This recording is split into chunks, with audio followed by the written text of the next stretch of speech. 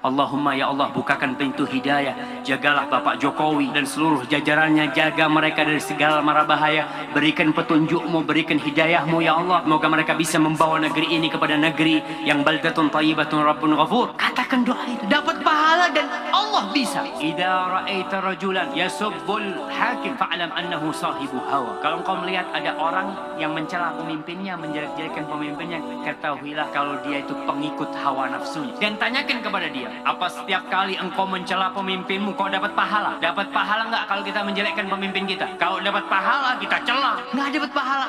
Pertanyaan kedua, kalau kau doakan pemimpinmu kau dapat pahala nggak? Dapat, masya Allah. Oke, pertanyaan yang selanjutnya, kalau kau cela pemimpinmu, pemimpinmu berubah nggak? Nggak berubah. Kalau kau doakan pemimpinmu, bisa nggak Allah merubah pemimpinmu? Bisa. Terus kenapa kau tidak doakan pemimpinmu? Sekarang ini banyak sekali ulama dalam definisi kita di Indonesia ini. Yang demo-demo ulama.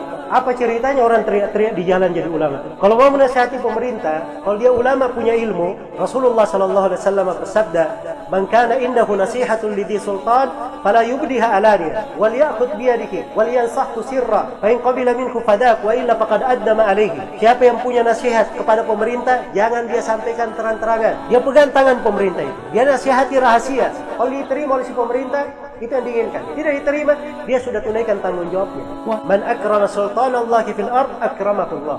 Wa man ahana sultanallahi fil ard ahanahullah. Siapa yang memuliakan pemerintah Allah di atas muka bumi, Allah akan memuliakannya. Dan siapa yang menghinakan pemerintah Allah di atas muka bumi, Allah akan menghinakannya. Imam Ahmad itu, lihat Imam Ahmad, seorang ulama, disiksa di 3 generasi pemerintahan. Tapi bersamaan dengan itu beliau berkata, "Lau anna li da'watan mustajabah ma ja'altuha illa lis-sultan." Andai kata saya memiliki doa yang pasti dikabulkan, saya tidak akan peruntukkan doa itu kecuali untuk pemerintah.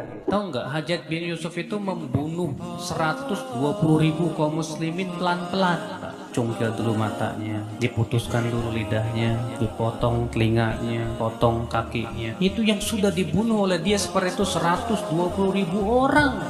Di antaranya sebagian sahabat dan sebagian ulama tabi'in. Mendengar orang berdoa, "Ya Allah, binasakanlah Hajjaj bin Yusuf." Kata Al-Hasan Al-Basri, kamu jangan doa seperti itu. Aku khawatir, kata beliau, kalau Allah kabulkan doamu dan Hajjaj pun binasa, ternyata penggantinya dia kera dan babi. Katakanlah, kamu mengatakan bahwa Hajjaj bin Yusuf itu kejam. Memang dia kejam, betul. Dan kamu berdoa kepada Allah supaya Allah binasakan dia. Kamu yakin penggantinya lebih baik? Wahai orang-orang yang beriman, taati Allah, taati Rasul, dan ulil amri di antara kalian. Akan tetapi apabila ia menjadi pemimpin, dan tentunya dengan cara yang tidak sesuai syariat, tetap Rasulullah mengatakan, "Wa in ta'ammara 'alaikum 'abdun habasyy," walaupun kalian dipimpin oleh hamba sahaya Ethiopia. Jangankan Pak Jokowi, jangankan Pak SBY dan lain sebelum yang pernah jadi presiden di Indonesia, Fir'aun saja yang demi Allah mereka nggak sejahat Fir'aun.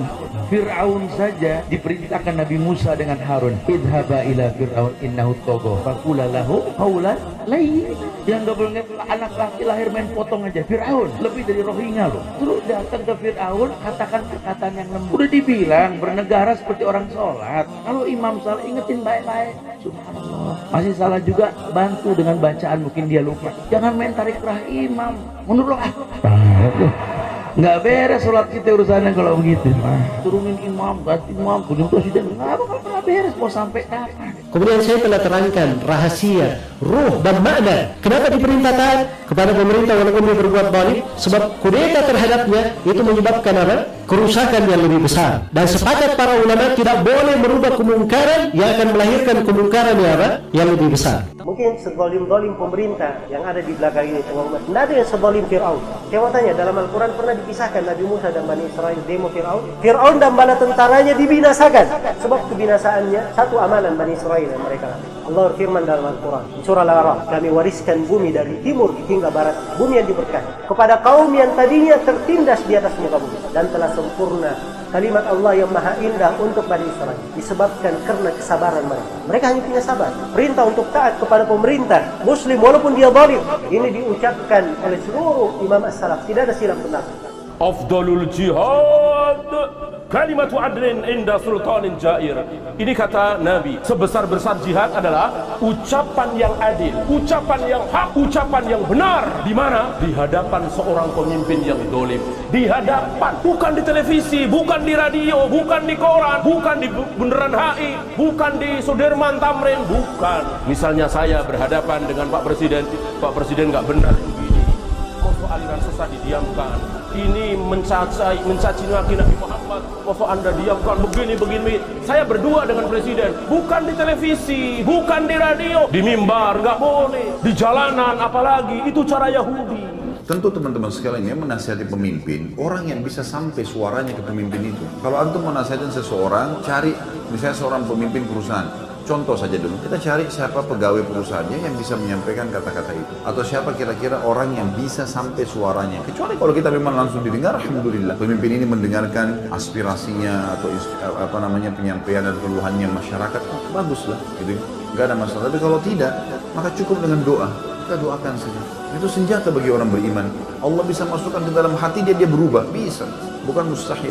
Doakan presiden kita, doakan wakil presiden kita, doakan gubernur kita, doakan. Semoga Allah berikan hidayah. Suatu negara, rakyatnya 200 juta, kemudian presidennya adil, membahagiakan 200 juta orang, betapa banyak pahala yang dia dapatkan. Beliau berkata, jika seorang pemimpin bersungguh-sungguh berisyihad untuk memperbaiki agama rakyat dan untuk memperbaiki dunia rakyat, dia perhatikan dua-duanya. Jika dia sudah bersungguh-sungguh untuk perbaiki, sebisa mungkin, berhasil atau tidak berhasil urusan Allah, tapi dia berusaha sebisa mungkin, kata Ibnu Taimiyah rahimahullah, fa innahu afdalu ahli zamani. Dia adalah orang yang paling afdal di zaman. Di negara-negara Islam, ul-amri, kezaliman ul-amri disebabkan karena kezaliman rakyatnya. Allah berfirman dalam surah Al-An'am, demikian kami jadikan penguasa-penguasa orang yang zalim disebabkan kezaliman sebagian dari mereka dengan apa yang mereka usahakan. Tidak mungkin pada masa kita sekarang ini pemimpinnya seperti Umar bin Abdul Aziz atau seperti Muawiyah bin Abi Sufyan, tidak mungkin. Atau seperti Umar bin Khattab, tidak mungkin. Kalau rakyatnya zalim, maka pemimpinnya pun zalim. Kalau rakyatnya berbuat maksiat, pemimpinnya pun demikian. Kalau rakyatnya melalaikan salat, pemimpinnya pun demikian juga. Menghilangkan kezaliman penguasa yang ada di negara-negara Islam. Yang pertama, kewajiban kaum muslimin apa? Yang pertama, taubat kepada Allah. Kalau penguasa itu berbuat dosa, kita pun banyak berbuat dosa dan maksiat kepada Allah. Kita wajib taubat. Yang kedua,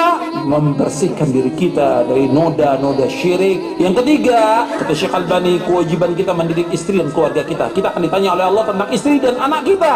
Kita, umat Islam, tidak akan ditanya oleh Allah siapa pemimpin kita, tapi kita akan ditanya bagaimana kamu mengurus istri dan anak kamu. Sebab Nabi bersabda, kamu adalah pemimpin dan setiap kamu akan ditanya tentang pimpinannya. Allah